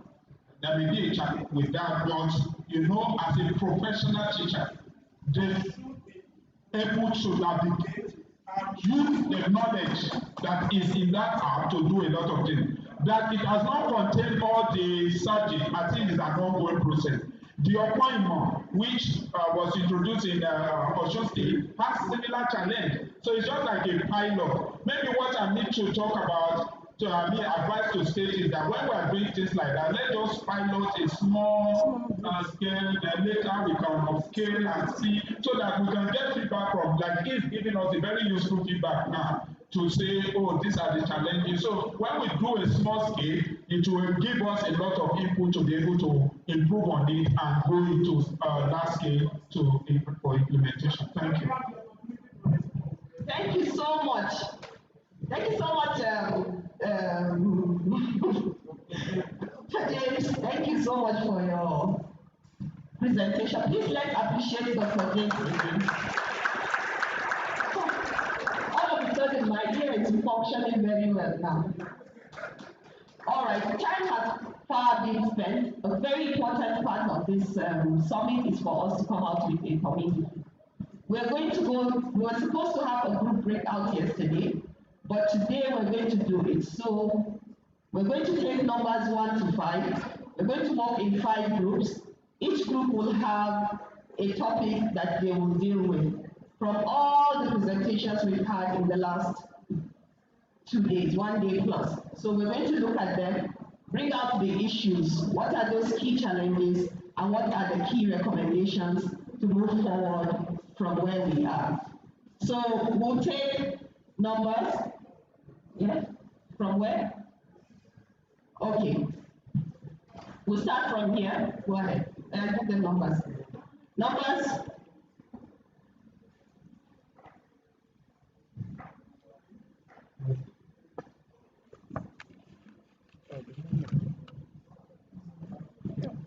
One to 5. Please remember your number.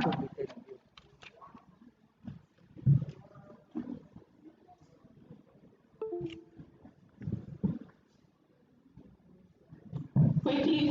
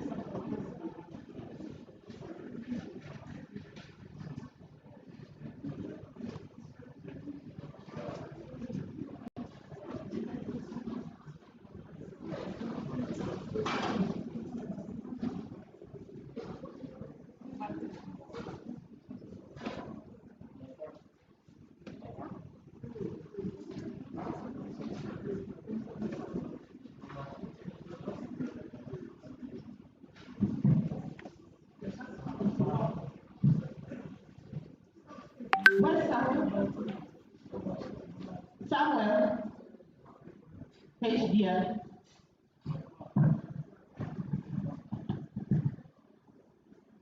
All right. So each group would have a group leader. Group 1, Professor Larry Adebayo. Please gather your group members. Group 2, Dr. Olayinka Akonde. Group 3, Professor Steve Oyebade. Group 4, Mrs. Grace Akimfo Yewa. What? Akimfo Yewa. Oh, you see, my ear is functioning very well. I'm ready. Yes. Group 5 is Honorable Bayo Adefoye. Adefoye. All right, please, let's go into our groups. We'll bring your topics to your group. Group by group, yes. Group 1. Group 1 on this side, front here. You can merge 2 tables. Group 2, back there. Group 3. Group 4 and Group 5. Please put yourselves together. Group 5 will be up here.